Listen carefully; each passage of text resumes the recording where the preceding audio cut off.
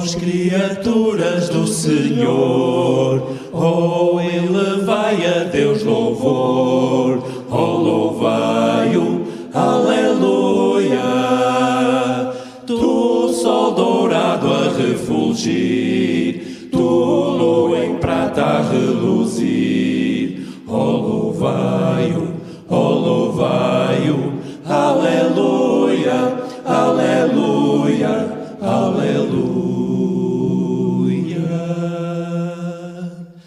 Du, du, du, du, du, du, du,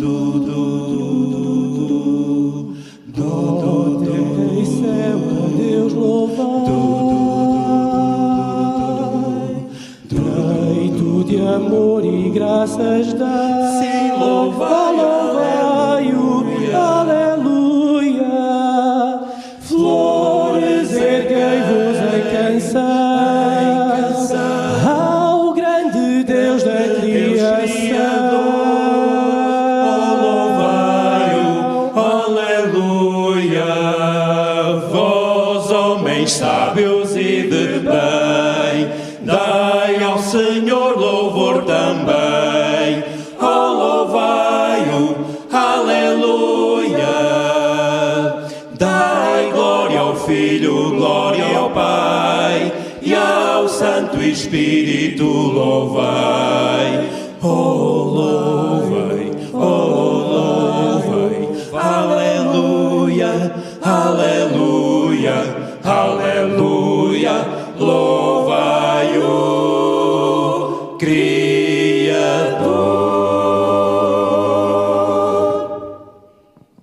Boa noite, amigos.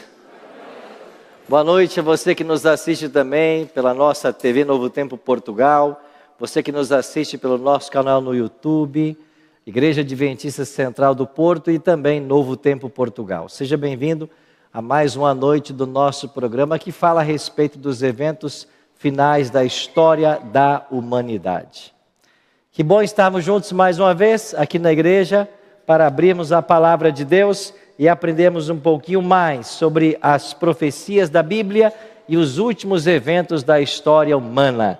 Eu queria mandar aqui um abraço todo especial para alguns que estão nos acompanhando pela internet. O primeiro abraço vai para Fabiana Pereira da Silva, que nos acompanha lá de Tijucas, Santa Catarina, lá pertinho onde eu moro, né?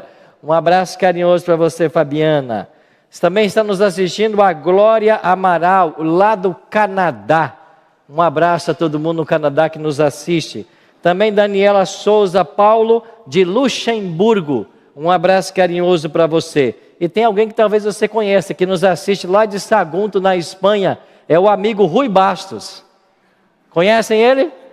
Um abraço para o pastor Rui Bastos, pastor dessa igreja, que hoje está em Sagunto, na Espanha, cursando aí o seu mestrado. Um abraço carinhoso para você. Quer mandar a sua mensagem para o nosso programa? Segue o nosso WhatsApp, 933-93-9291. 933-93-9291. Mande sua mensagem de onde você está nos assistindo. Aproveita para pegar o link do nosso canal no YouTube e partilhar essa live com outras pessoas para que o Evangelho alcance mais e mais amigos. Muito bom receber a todos vocês aqui. Estão prontos para mais um tema da Palavra de Deus? Vamos então ao nosso tema que hoje vamos estudar. Hoje vamos abordar mais um tema. Vamos ver aqui. Vou voltar. Aí está, nosso terceiro tema. Um animal selvagem que sobe do mar. Esse é o nosso terceiro tema da nossa série. Ontem nós estudamos um pouquinho a respeito da lei de Deus. Lembra? Passa para mim que não está passando aqui. Lei de Deus. Ontem estudamos um pouquinho a respeito da lei e nós entendemos que a lei será a base do governo de Deus. Melhor, do juízo. Ela é a base do governo e também será a base do juízo. Deus julgará as pessoas com base na lei. Vimos isso com Salomão ontem. Também dissemos ontem de que esta lei, que será a norma do juízo, ela está sendo fortemente atacada. E eu disse que em Apocalipse 13, que hoje vamos estudar, nós encontramos ali poderes que se levantam contra Deus, contra seu povo e contra a sua lei. E é isso que nós vamos estudar hoje. Nós vamos então ver que animal feroz é esse que se levanta do mar, aqui em Apocalipse capítulo 13. Amanhã nós iremos estudar um outro animal feroz que se levanta da terra, também em Apocalipse 13. Então, em Apocalipse 13, você tem dois animais, um que se levanta do mar e um que se levanta da terra. Quem são esses animais? Quem eles representam na profecia bíblica? Como eles atacariam a lei de Deus? É o que nós vamos estudar a partir de agora. Mas antes de abrirmos a Bíblia, qual é o nosso hábito aqui? Orar, pedindo a bênção do Senhor para o estudo. Então, se você puder, feche seus olhos comigo e vamos juntos orar. Pai, muito obrigado, Senhor, pelo grande privilégio de estarmos mais uma vez na Tua casa, na Tua presença, para, como irmãos e amigos, estudarmos o Teu livro sagrado. Ele está aqui em nossas mãos. Queremos estudá-lo mais uma vez. Por isso queremos convidar ao Deus Espírito Santo que seja o nosso professor, que Ele possa abrir a nossa mente à compreensão e o nosso coração à aceitação da verdade. Por isso, Pai, fale mais uma vez ao nosso coração. Oramos em nome de Jesus. Amém. Muito bem, vamos então para Apocalipse capítulo 13. Aqui em Apocalipse capítulo 13 nós encontramos dois poderes, como eu falei, um que surge do mar, um que surge da terra. Vamos começar então com o capítulo 13, o verso 1. Vamos ler o texto. Aqui está o controle, pode trazer aqui para mim o controle, está testando. Apocalipse capítulo 13, verso 1. O texto diz assim: Vi emergir do mar uma besta que tinha 10 chifres e 7 cabeças, e sobre os chifres 10 diademas, e sobre as cabeças nomes de blasfêmia. Esta é a visão que João teve. E este animal feroz que surge do mar, 7 cabeças, 10 chifres. Quem esse animal representa na profecia? Podemos avançar. Quando vamos para Daniel, um livro paralelo do Apocalipse, que deve ser estudado em paralelo, nós temos aí 4 animais selvagens. Você vai encontrar um leão alado, um urso com 3 costelas na boca, você vai ter um leopardo com 4 cabeças e 4 asas, e você vai ter também um animal terrível e espantoso. Esses animais, em Daniel capítulo 7, eles representam 7 impérios, a começar pela Babilônia. Volta para mim o slide, por gentileza. Controle funcionou? Volta o slide, por gentileza. Volta o slide. Pode voltar. Esses 4 animais representam 4 impérios que dominariam o mundo desde os dias do profeta Daniel. O leão alado representando Babilônia, o urso a Medo-Pérsia, o leopardo a Grécia, e esse animal terrível e espantoso representando o império de Roma. Daniel não encontrou um animal parecido na zoologia, e ele vai chamá-lo de um animal terrível e espantoso, que representa Roma. Agora, quando nós comparamos Daniel capítulo 7 com Apocalipse capítulo 13, nós descobrimos que há em Apocalipse 13 um outro simbolismo para estas profecias de Daniel capítulo 7. Então vamos fazer uma comparação. Esta comparação nós chamamos de intertextualidade. Aquilo que está em Daniel capítulo 7 se repete em Apocalipse capítulo 3. Você vai encontrar muita semelhança, especialmente num chifre pequeno de Daniel 7. Porque depois que o 4º animal surge em Daniel 7, representando o Império Romano, surgiria um chifre pequeno entre os 10 chifres desse 4º animal. Esse chifre pequeno de Daniel 7 é o mesmo poder que se levanta em Apocalipse 13.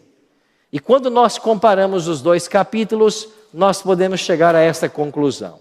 Olha aqui, no capítulo 7, verso 8 de Daniel, o chifre pequeno tem olhos como de homem.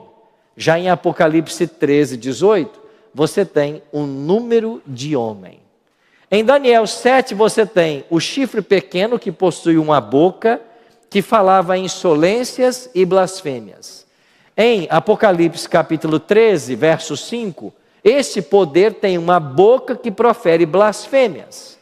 Em Daniel capítulo 7, verso 11, o chifre pequeno é entregue para ser queimado. Em Apocalipse 13, esse animal feroz que se levanta do mar, ele recebe um golpe mortal. Em Daniel capítulo 7, o chifre pequeno faz guerra aos santos. Em Apocalipse 13, esse animal feroz que se levanta do mar, peleja contra os santos. Em Daniel, o chifre pequeno profere palavras contra o Altíssimo. Em Apocalipse, ele blasfema contra Deus. Em Daniel, ele muda os tempos e a lei. Em Apocalipse, ele difama o tabernáculo. Em Daniel, ele age por 3 tempos e meio. E em Apocalipse, ele age por 42 meses. E nós iremos descobrir hoje que 3 tempos e meio em profecia e 42 meses significa uma mesma coisa. Ou seja, o chifre pequeno de Daniel capítulo 7 é o mesmo poder que se levanta do mar em Apocalipse capítulo 13. Então a gente descobre que a profecia é uma revelação que se amplia. Quem é esse chifre pequeno? Interessante que em Daniel é dito que ele era diferente de todos os demais que apareceram antes dele. Esse quarto animal tinha 10 chifres, agora surge o 11º, que é o chifre pequeno. O que representam os 10 chifres desse quarto animal?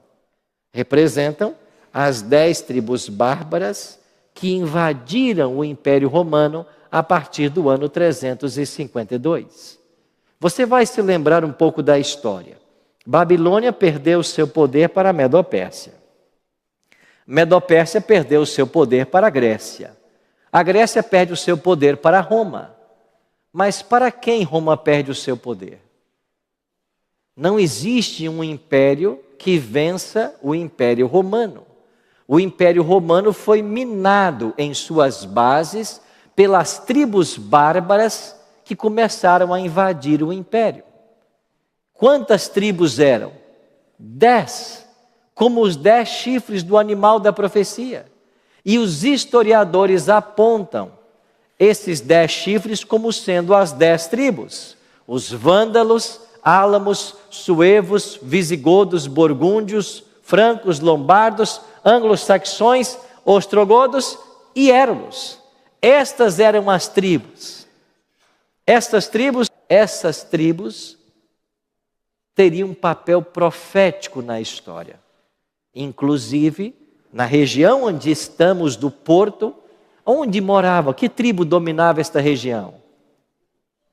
Ao estudarmos a história, a gente descobre que eram os suevos. Os suevos habitavam esta região, que hoje chamamos de Porto, Portugal. Os suevos estavam aqui. E cada uma dessas tribos depois foram se organizando até que nasceu a moderna Europa. E aqui está Portugal. Os suevos aqui estiveram. Então, Roma não perdeu seu poder para nenhum outro império. Ele foi minado em suas bases. Agora, há um detalhe interessante. O chifre pequeno que Daniel estava observando, ele subiu entre os 10 que estavam dominando o mundo. Isso quer dizer que esse chifre pequeno e esse poder de Apocalipse 13, eles surgem no período do domínio das tribos bárbaras. Mas de quem é que nós estamos falando? Então vamos observar e vamos identificar esse chifre pequeno. Está pronto você para viajarmos com a Bíblia através da história? Nós vamos fazer uma viagem à Bíblia, à profecia e à história. E eu espero que as descobertas de hoje possam nos aproximar de Deus e nos ajudar e entender que Ele tem um plano para todos nós. Você que nos assiste agora, eu espero que você preste atenção na nossa mensagem com todo o carinho, amor e respeito que você merece. E se você perceber que algumas descobertas que você está fazendo surpreendem você, é porque Deus tem um projeto especial para a sua vida. Não se esqueça disso. Quem é esse chifre pequeno? A Bíblia apresenta, somente em Daniel, 13 características do chifre pequeno. Eu não conheço na profecia bíblica nenhum elemento profético que tenha tantos detalhes quanto o chifre pequeno. 13 características. Nós não temos tempo hoje para passar todas elas, mas eu escolhi dessas 13, 4. E nós vamos olhar para 4 características que serão suficientes para entendermos quem é o chifre pequeno de Daniel 7 e esse animal feroz que se levanta do mar em Apocalipse capítulo 13. Interessante que ao olharmos para a história, nós descobrimos homens e mulheres que estudaram a Bíblia antes de nós e chegaram a algumas conclusões. Martinho Lutero, por exemplo, o grande reformador do século XVI, ele escreveu várias obras no ano 1520. E em uma delas, ele identificou o chifre pequeno. Olha o que Lutero diz. Nas obras selecionadas, volume 2, página 289 e 290, assim escreveu Martinho Lutero. Agora vêm eles e fazem do Papa um representante do Cristo exaltado no céu. E vários permitiram que o diabo os dominasse a tal ponto que chegaram a crer que o Papa estaria acima dos anjos no céu e lhe daria ordens, o que na realidade são as verdadeiras obras do verdadeiro anticristo. Sabe com quem Martinho Lutero identificou o chifre pequeno? Com o anticristo, com o papado. Estaria Lutero certo em suas afirmações, lá no século XVI? Vamos para o século XVIII. O próximo personagem, você conhece ele, Isaac Newton. Isaac Newton era um cientista, matemático, estudioso, mas escreveu muito sobre teologia.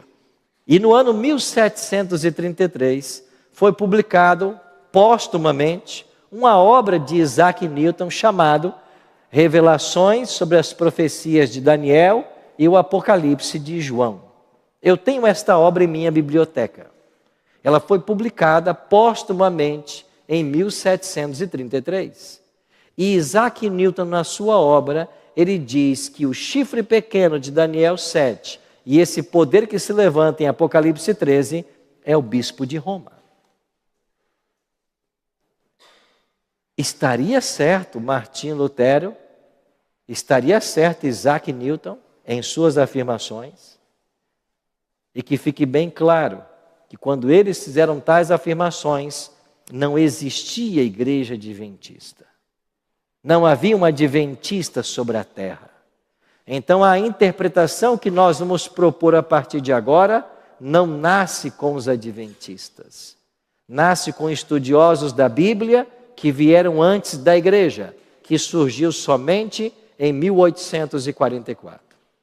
Mas vamos olhar então para a primeira característica. Abrindo a Bíblia, em Daniel capítulo 7, verso 8, Daniel escreveu o seguinte: estando eu a observar os chifres, eis que entre eles subiu outro, pequeno, diante do qual 3 dos primeiros chifres foram arrancados. A primeira característica desse chifre pequeno, que esses escritores disseram que é o papado, é que quando ele se levanta, havia 10 chifres, mas 3 dos 10 são arrancados. Quando olhamos para a história, é exatamente isso que nós percebemos. Lembra dos 10 chifres que representavam as tribos? Pois das 10 tribos bárbaras, 7 delas se submeteram à autoridade do bispo de Roma, 3 não. E por que essas 3 não se submeteram? os érolos, os vândalos e os ostrogodos, porque eram tribos arianas. Eram tribos que seguiam a um herege que viveu no segundo século, chamado Árion, e elas acreditavam na doutrina ariana e não aceitavam a autoridade do bispo de Roma. Porque não aceitaram a autoridade do bispo de Roma, os exércitos papais se uniram às outras 7 tribos e expulsaram essas 3 do território italiano. E a última delas a ser expulsa foi os ostrogodos, exatamente no ano 538 de nossa era. Então as 3 tribos que eram arianas foram expulsas, e as 7 que se submeteram ao papado permaneceram. E é destas 7 tribos que virá a organização das primeiras nações europeias. E se você olhar para o quadro, aqui você tem Portugal, e os suevos habitavam esta região, que depois darão origem à República de Portugal. Ou seja, a profecia se cumpriu. E na história, a Igreja Romana se aliou às 7 tribos para expulsar da Itália as 3 tribos que não se submetiam ao seu poder. Na primeira característica, fica claro a influência da Igreja Romana. Segunda característica, em Daniel 7:8 é dito que esse chifre pequeno tem uma boca que fala com insolência. Em Apocalipse 13, diz que há uma boca que profere arrogâncias e blasfêmias. É um poder blasfemo. Mas o que é blasfêmia à luz da Bíblia? Vamos olhar para 2 textos. Primeiro deles, Marcos 2, 5 a 7. Palavras do Senhor Jesus. Vendo-lhes a fé, Jesus disse ao paralítico: Filho, os teus pecados estão perdoados. Mas alguns dos escribas estavam ali assentados e arrazoavam em seu coração. Por que fala ele deste modo? Isso é o quê? Blasfêmia. Quem pode perdoar pecados senão um, que é Deus? Quem é que pode perdoar pecados? Deus. Jesus foi acusado de cometer blasfêmias porque ele perdoou pecados. Agora, Jesus blasfemou? Não. Por quê? Porque ele é Deus. E como Deus, ele pode perdoar pecados. Agora, quem somente à luz da Bíblia pode perdoar pecados? Deus. Mas o que dizem os documentos da Igreja Romana? Cânon Católico do Concílio de Trento, página 440 e 870. Na confissão, o sacerdote tem o poder de confessar todos os crimes cometidos depois do batismo. E quando um criminoso confessa seus pecados ao sacerdote, todos os crimes não são somente perdoados, mas o quê? Destruídos. E o criminoso se torna uma nova pessoa, um santo.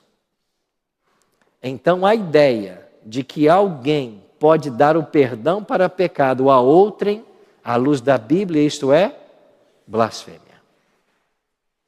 Mas pastor, o senhor não está estudando Bíblia. A Bíblia não ensina: perdoai-vos uns aos outros, perdoai os pecados uns dos outros. Sim, a Bíblia ensina. Mas o que tem que ficar claro é que o perdão na Bíblia, ele tem uma dimensão horizontal e uma dimensão vertical. Quando eu ofendo o meu próximo, eu devo buscar dele o perdão. E é desse perdão que o próximo deve me perdoar. Se alguém me ofende, eu tenho que perdoar. Isso é o cristianismo. Mas todo pecado, ele é ofensivo a Deus. E nós devemos confessar todo pecado a Deus. E só Ele tem o poder de perdoar. Então eu confesso para o próximo quando eu o ofendo. Agora, todo pecado eu tenho que confessar a Deus. Mas se você achar que eu tenho o poder de perdoar pecados, e se eu pretendo ter essa autoridade, eu estou o quê? Blasfemando à luz da Bíblia. Eu disse outra noite e vou repetir. placa de igreja não salva ninguém. Dentro de todas as igrejas, há pessoas sinceras. Se salvarão pessoas de todas as igrejas. Porque qualquer pessoa sincera, que vive à luz da palavra de Deus, ela pode ser salva. E as coisas que vamos dizer essa noite, não é para machucar ninguém, não é para criticar ninguém, mas são verdades que cedo ou tarde devem chegar na sua vida, para que você possa tomar posições.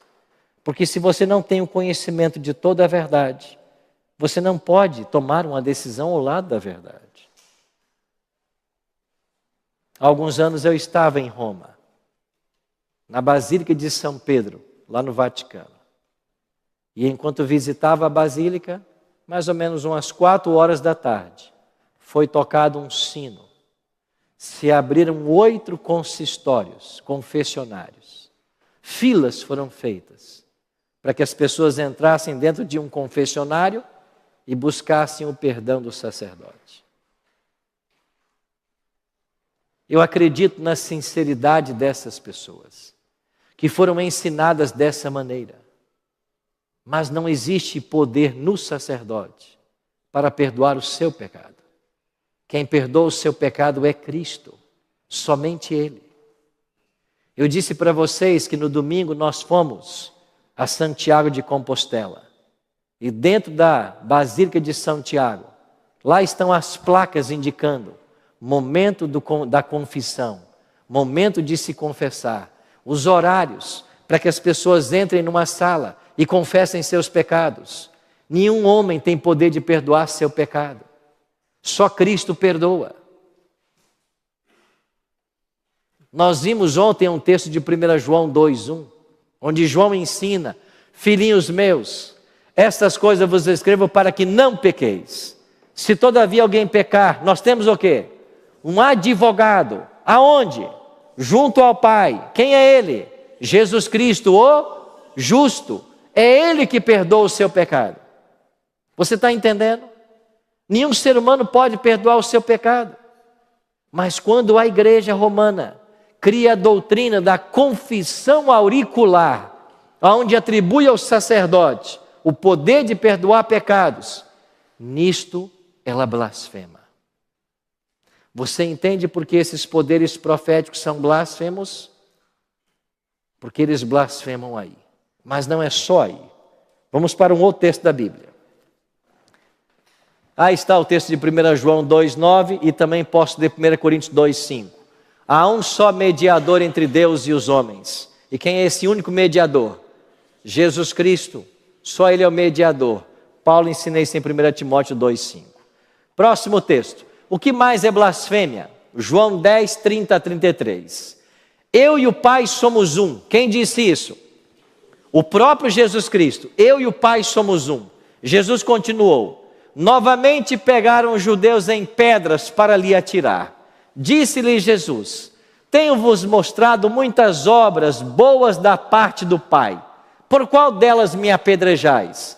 Responderam-lhe os judeus: não é por boa obra que te apedrejamos, e sim por causa da blasfêmia, pois sendo tu homem, te fazes Deus a ti mesmo. Mais uma vez Cristo foi acusado de blasfêmia. E por que eles disseram que Jesus blasfemou? Porque ele disse: eu e o Pai somos um. E com isso ele estava se fazendo igual a Deus. Jesus blasfemou? Não. Por quê? Porque ele é Deus. Ele é igual ao Pai. Mas qualquer pessoa que pretenda ser igual a Deus, ou o próprio Deus, com isso ele blasfema. Documentos da igreja. Papa Leão XIII. O que o Papa Leão XIII declarou? Nós, os papas, temos sobre a terra o lugar do Deus Todo-Poderoso. Em latim, vigário. E o que representa vigário? Representante substituto.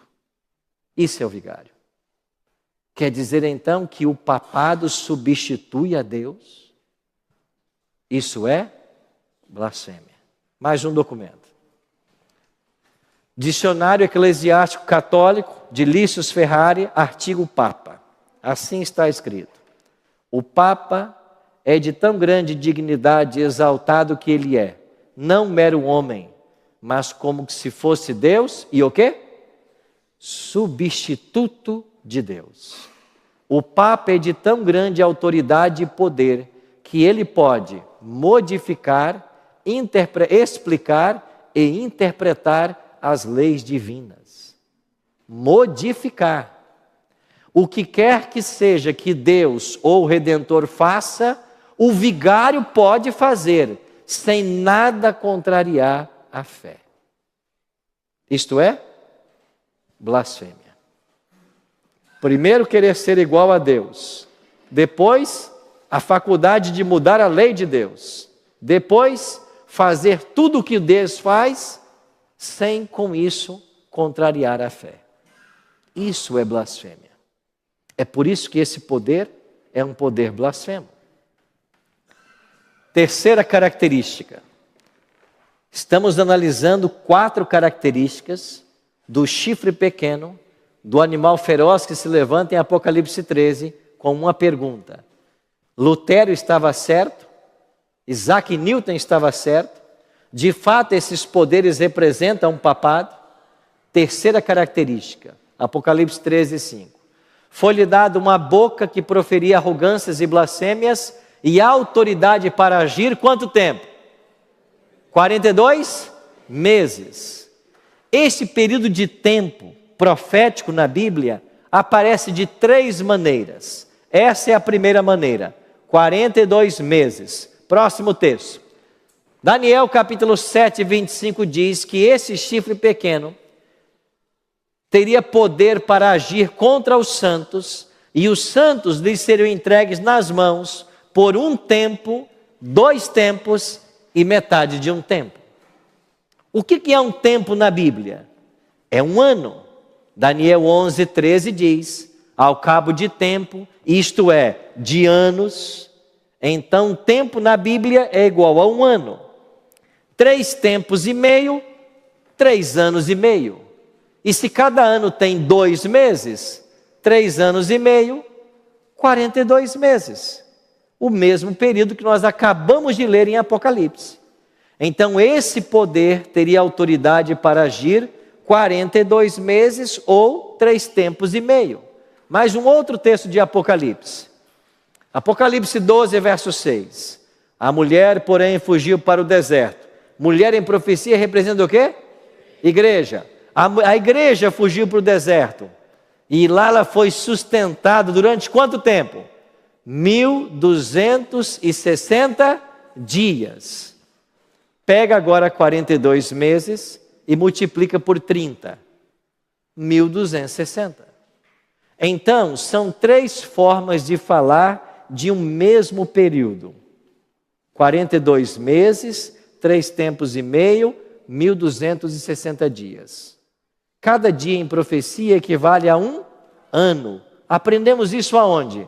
Números 14, 34, Ezequiel 4, 6 e 7. Então, cada dia profético representa um ano literal. Se esse poder atuaria por 1260 dias, quer dizer que literalmente são 1260 anos. Quem se lembra da data que eu falei há pouco, que foi expulsa a última tribo ariana de Roma? 538. Em 538 foi expulsa de Roma a última tribo que não aceitava o domínio papal. Pois aí está o ano do estabelecimento do papado. Olhe para esse gráfico. Nós começamos então, pode passar? Pode passar. Nós começamos em 538, a expulsão da última tribo de Roma, ariana, os ostrogodos, e se viajarmos 1260 anos, chegaremos ao ano 1798. Já em 533, Justiniano, imperador de Roma Oriental, havia declarado o bispo de Roma como sendo o cabeça de todas as igrejas. Em 533, o bispo de Roma foi declarado o cabeça de todas as igrejas, o pai de todas as igrejas, em italiano, Papa. 5 anos depois, 538, os ostrogodos foram expulsos. E agora o poder do Papa poderia se estabelecer, porque não havia mais nenhum oponente. Aí começou o que a história chama de supremacia papal. E de acordo com as profecias de Daniel e Apocalipse, esse poder duraria 1260 anos. E isso quer dizer que em 1798, algo aconteceria para dar fim à supremacia papal. E o que aconteceu em 1798? No dia 15 de fevereiro, foi preso o Papa. Então, Papa Pio VI, por ordem de Napoleão Bonaparte. A prisão do Papa Pio VI, em 15 de fevereiro de 1798, marca o fim de 12 séculos de domínio. E ao longo desses 12 séculos, o poder papal perseguiu a todos aqueles que ele considerava herege. E milhares de pessoas perderam suas vidas, simplesmente por defenderem e amarem a palavra de Deus. Pastor, isso é verdade? É verdade que o papado perseguiu e matou muita gente? Se não fosse verdade, João Paulo II não teria pedido perdão numa cerimônia no Coliseu Romano pelas pessoas que lá foram mortas, e nem o Papa Francisco teria pedido perdão numa igreja em Turim por todos os valdenses que foram perseguidos e mortos na Idade Média. A própria igreja romana reconhece que ela foi um poder perseguidor durante a Idade Média. Agora escute uma coisa, isso nada tem a ver com os católicos modernos. Estamos falando de um domínio da igreja medieval. Nada tem a ver com os católicos modernos.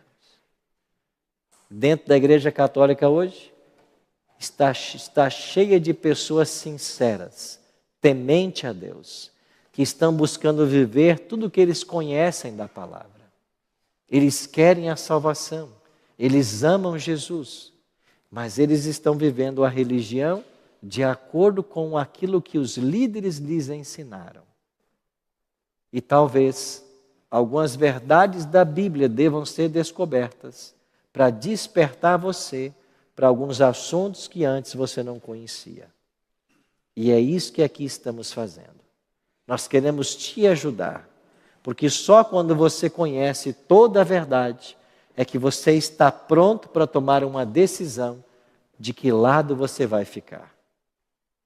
Por falar nesse período da Idade Média, eu visitei a cidade de Constança, na Alemanha. Nessa cidade se reuniu o Concílio de Constança, que durou 4 anos, 1414 a 1418.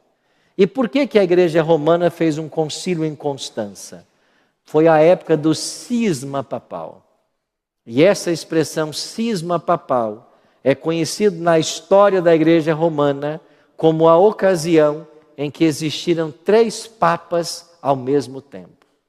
Você tinha um papa em Roma, você tinha um papa em Turim, também na Itália, e você tinha um papa em Avignon, na França. E os 3 papas se declaravam o verdadeiro papa e amaldiçoavam os outros 2.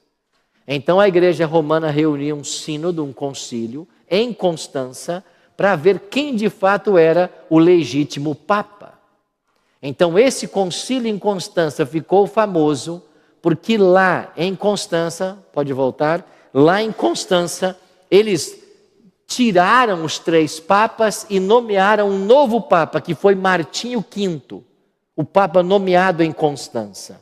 Mas esse concílio ficou famoso, não apenas por nomear Martinho V, mas por condenar à fogueira 2 homens, John Hus e Jerônimo de Praga. E se você vai hoje a Constança, você sai do Lago de Constança e viaja poucos quilômetros, você chega hoje numa linda praça. E ali existe uma grande pedra. E de um lado dessa pedra está escrito John Hus. Do outro lado da pedra, Jerônimo de Praga. E essa pedra está aí para marcar o exato local onde esses 2 homens foram queimados vivos. E por que foram mortos? Porque não aceitavam as doutrinas romanas e preferiram seguir aquilo que a palavra de Deus ensinava. Sim, foi um poder perseguidor.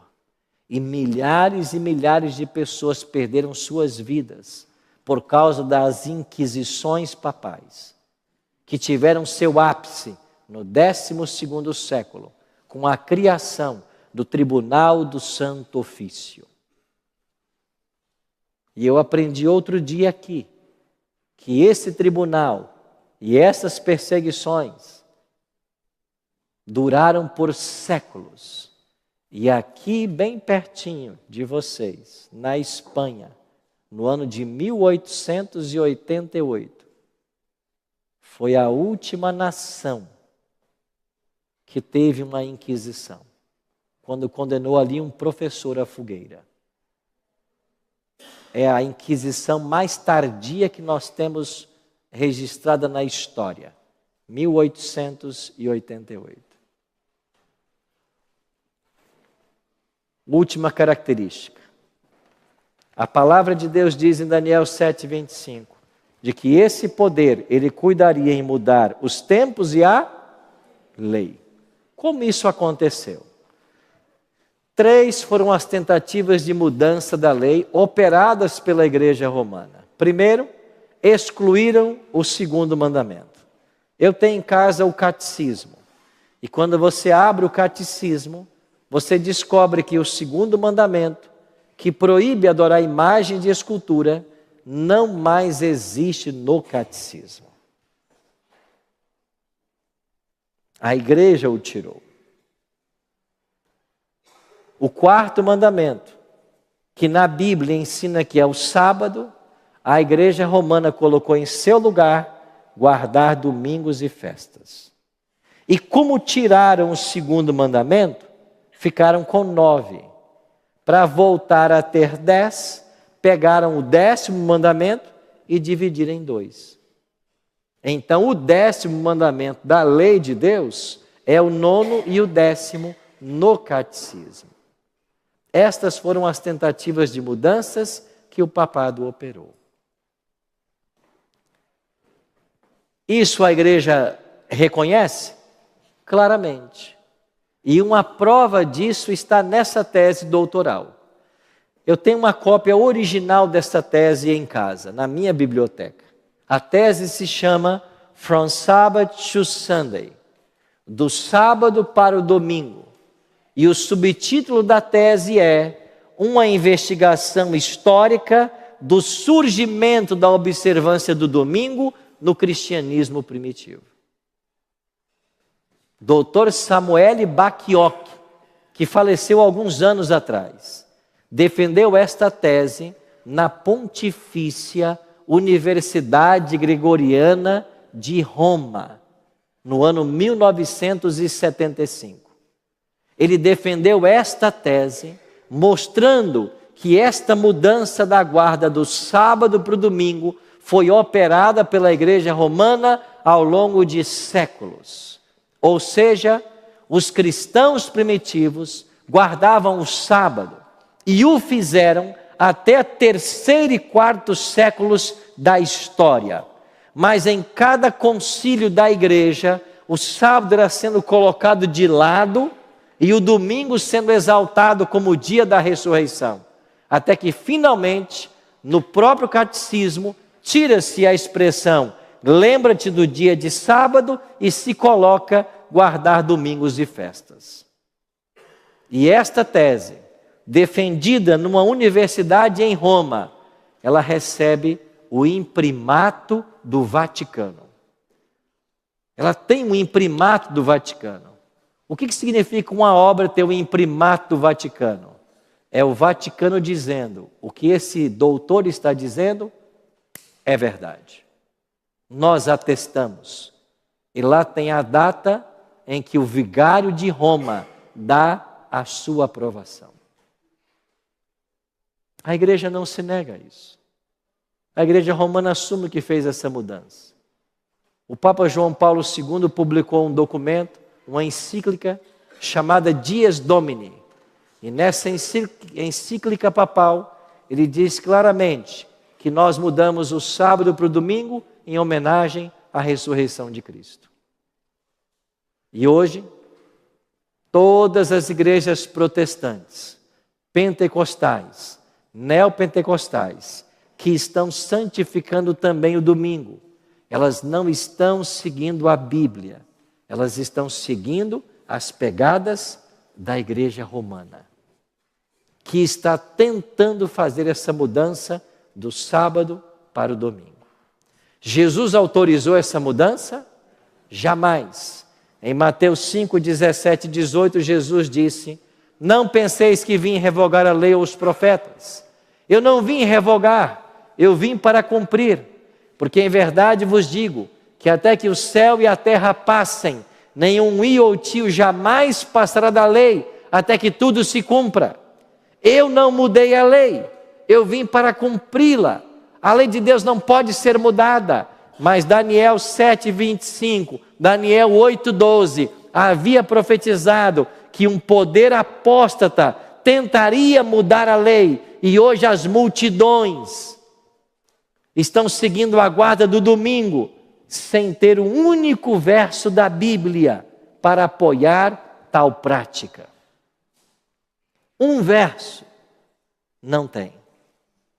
Mas eu dou para você 104 textos da Bíblia que falam do sábado e da sua santidade. 104. Com quem você quer ficar? Com a tradição ou com a verdade da Bíblia? Por isso, meus amigos, Jesus declara em João 14:15: se vocês me amam, o que vocês fazem? Guardam os meus mandamentos. E os mandamentos estão aqui.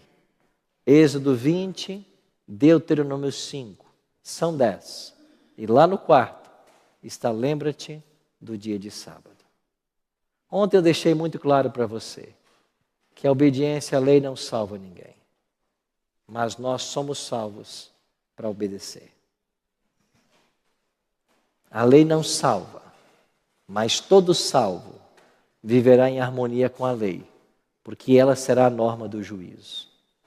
O que nós precisamos hoje é tomar uma decisão ao lado da verdade. E o mínimo que nós podemos esperar de todos vocês é que, ao voltarem para casa hoje, consultem a Bíblia, tirem suas dúvidas, investiguem com o máximo de zelo possível. Por quê?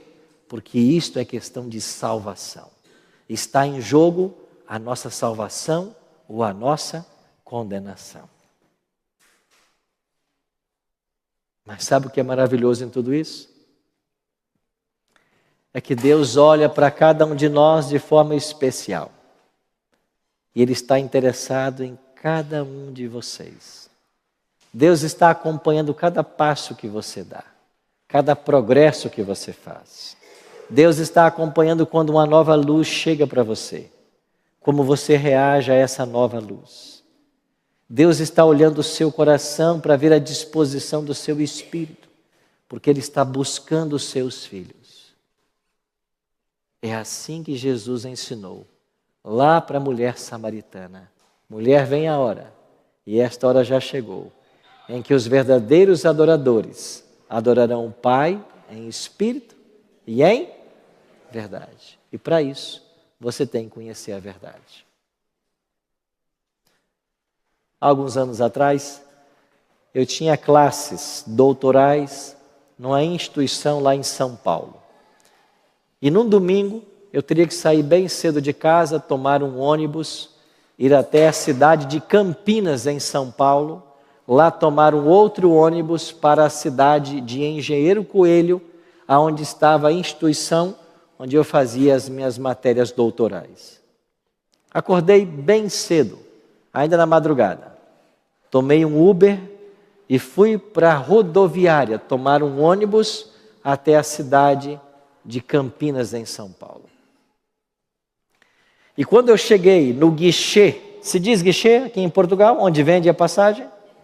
Quando eu cheguei no guichê para comprar a passagem, a moça disse assim para mim: eu não posso mais vender para você, porque o ônibus sairá às 6 da manhã, e agora são 4:45, e o sistema do computador fecha 5 minutos antes do ônibus sair. Ou seja, há 1 minuto o sistema fechou, e eu não tenho como vender a passagem para você. Eu disse: mas você precisa vender a passagem para mim, porque eu preciso pegar esse ônibus 6 horas para chegar lá e ter aulas ainda hoje. E se eu não pegar esse ônibus, eu vou perder todas as minhas classes, porque o outro ônibus só será à tarde. Ela disse: mas eu não consigo vender sua passagem, o seu bilhete, porque o sistema do computador fechou, não dá para abri-lo. Eu disse: mas você tem que arranjar um jeito de me ajudar. Ela disse: vai lá e fala com o motorista. Eu disse: tá bem. Eu fui até o motorista e disse: motorista, eu sei que faltam alguns minutos para você sair. A moça no guichê não quer vender a passagem para mim, você pode me ajudar? Ele disse: claro que não.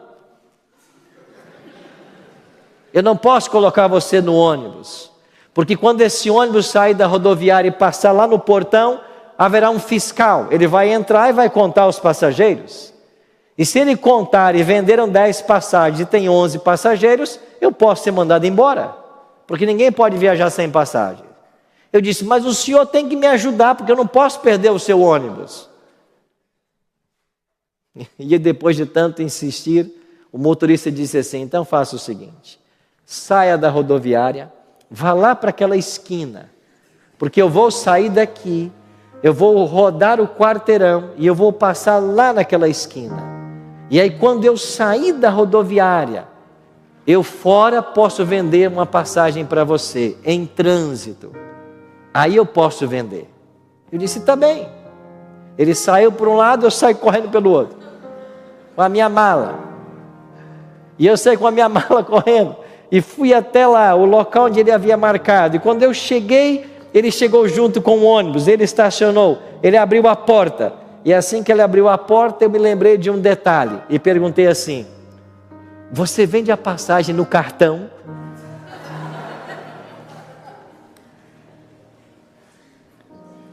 Ele disse: claro que não. Aqui eu só vendo passagem no dinheiro. Cartão é na rodoviária. E ele fechou a porta do ônibus, acelerou e me deixou ali solitário, 6 da manhã, com a minha malinha. E o ônibus foi embora. Eu disse: eu sou um filho de Deus, né? Por que está acontecendo? Por que Deus às vezes permite a gente passar por certas situações? Eu acordei tão cedo hoje para perder esse ônibus, perder minhas aulas. Aí me veio à mente assim: talvez tenha alguém indo para lá, para essa instituição hoje da Novo Tempo, onde eu trabalhava. A gente recebe muitos convidados da Novo Tempo. Talvez tenha algum motorista indo lá buscar alguém e pode me dar uma carona. Aí eu peguei meu telefone e liguei então, meu telemóvel, e liguei então para o homem que cuidava dos carros da Novo Tempo. E ele disse: tem sim, pastor, tem um carro saindo às 9 da manhã e ele pode levar você. Ele disse: porque eu não pensei nisso antes? Eu teria dormido até mais tarde, depois teria ido até o Novo Tempo, ido com esse motorista, sem nenhum problema. Eu voltei para a rodoviária para pegar um ônibus para voltar para casa e para que a minha esposa me levasse na Novo Tempo, para que 9 da manhã eu pegasse então essa carona. E quando eu cheguei na rodoviária, eu entrei no ônibus, agora voltando para minha casa, que era bem próximo, e sentei no ônibus, devia ser umas 6h15, 6h20 da manhã, e mais à frente entrou um outro homem no ônibus. E desde que ele entrou lá, ele começou a me encarar. E ele ficava me olhando assim. E ele veio e se sentou do outro lado do ônibus e ficava olhando assim. E eu disse, bom dia. Ele disse, bom dia, o senhor não é pastor Arilton? Eu disse, sou. Posso fazer uma pergunta? E o senhor me responda com toda sinceridade? Eu disse sim. E ele perguntou assim, pastor Arilton, se eu não guardar o sábado, eu estou perdido? E quando ele fez essa pergunta, eu fiz uma leitura na hora, né? Tratava-se de alguém que era um cristão, religioso, guardador do domingo, mas que talvez estivesse assistindo a Novo Tempo, tivesse me reconhecido, e viu agora a oportunidade de tirar uma dúvida bíblica. Pastor, se eu não guardar só o sábado, eu vou me perder? E eu perguntei para ele assim, o senhor também me responde uma pergunta com toda sinceridade? Ele disse, claro. O senhor é casado? Sou. Se o senhor trair a sua mulher uma vez por semana, o senhor vai para o céu? Ele disse, claro que não, pastor. Por que não? Porque isso é adultério. Então o senhor não vai para o céu porque quebra o sétimo, mas quer ir quebrando o quarto.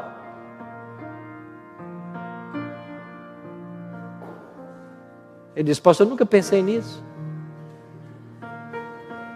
Ele ficou assim meio atordoado. E ele desceu do ônibus e foi embora.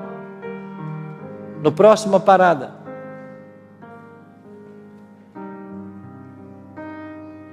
Passaram-se uns 6 meses. Eu voltei para esta mesma cidade para fazer uma semana como esta. E no primeiro sábado, depois de pregar na igreja, eu fui à porta cumprimentar os irmãos. E quando eu cheguei lá na porta, tinha um homem. E ele disse para mim, pastor, o senhor se lembra de mim? Eu disse, me desculpa, não, a gente se encontra com muita gente. Ele disse, pastor, a gente se encontrou uns meses atrás, dentro de um ônibus, bem de manhã cedo. Eu disse, agora me lembro, era o senhor. Ele disse, sim. E o que o senhor está fazendo? O senhor não disse que tinha que guardar o sábado? Eu estou aqui na igreja faz 3 meses, guardando o sábado.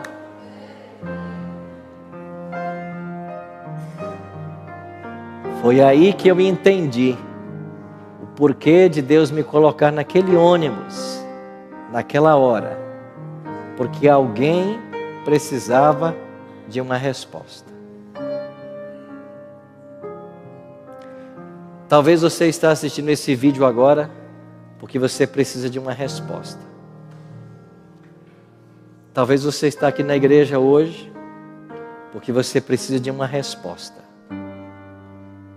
E Deus tem em sua palavra todas as respostas que você precisa. Mas você precisa ser humilde. Humilde para aceitar aquilo que a palavra ensina. É o que Deus diz, não é o que eu quero. É a verdade que a palavra tem para mim, não aquilo que eu acho. Será que Deus não está convidando você nessa noite a tomar uma decisão pela verdade? Será que o Senhor não está tocando agora o seu coração para se posicionar ao lado da verdade que você está aprendendo? Pensa nisso, enquanto a gente ouve essa música.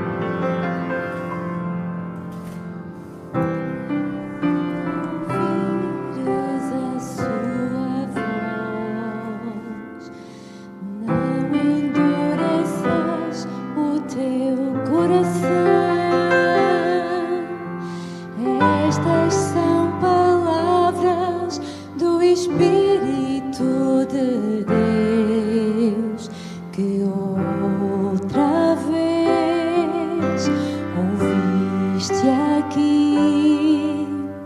Não resistas mais ao convite.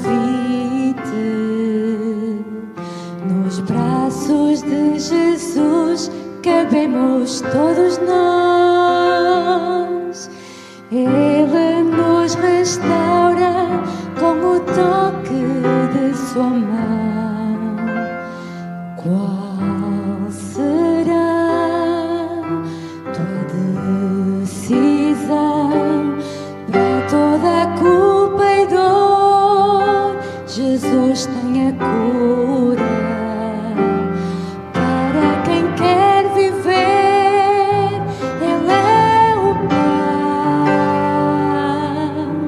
Para qualquer sofrer da alma, Ele traz a paz.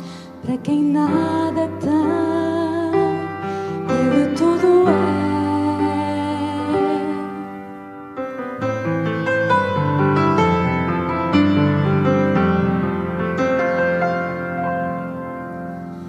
Não resistas mais ao convite. Nos braços de Jesus cabemos todos nós. Ele nos restaura com o toque de sua mão. Mas qual será tua decisão? Para toda a culpa e dor, Jesus tem a cura. Para quem quer viver, Ele é o pão. Para qualquer sofrer da alma, Ele traz a paz. Para quem nada tem, Ele tudo é. Para toda a culpa e dor, Jesus tem a cura.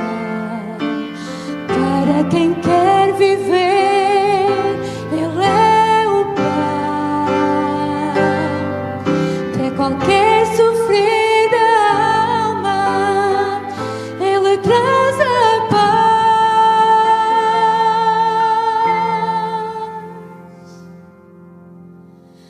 Para quem nada tem, Jesus Cristo é tudo. Para quem quer viver, Ele é o pão da vida. Para quem quer viver, Ele é o pão.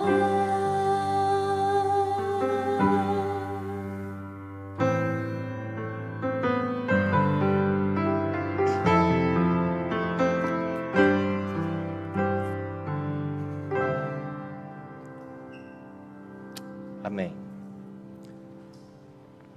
Quer tomar uma decisão hoje?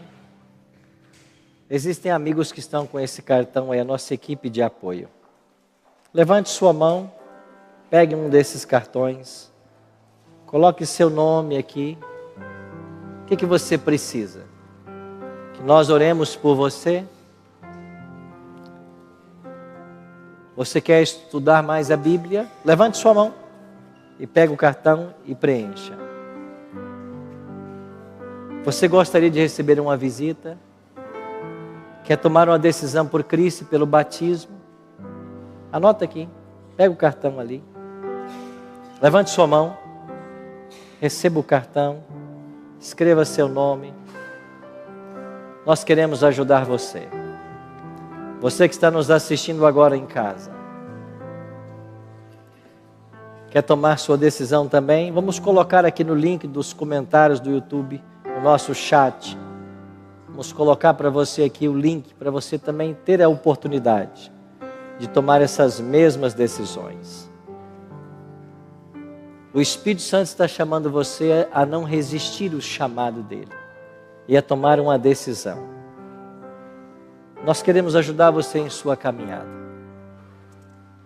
E vamos juntos, como uma grande família, cumprir o plano de Deus para a nossa vida. Ora comigo.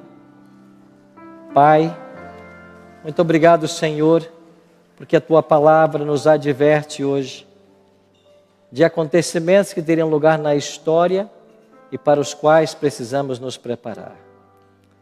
Suplicamos, bom Deus, que a Tua mão bondosa esteja sobre a vida de todos nós. Que o Senhor nos ajude a cada instante. Precisamos, Pai, que o Teu Espírito nos conduza em toda a verdade. Queremos abraçar essa verdade, queremos praticá-la. Por isso, abençoe cada amigo, cada amiga que está conosco aqui na Tua casa nessa noite. Abençoe também aqueles que nos assistem pela TV Novo Tempo de Portugal, pelo YouTube. Que eles recebam também Tuas bênçãos e a Tua ajuda. Aceita a nossa entrega, a nossa decisão e nos prepara para a Tua volta. Oramos em nome de Jesus. Amém.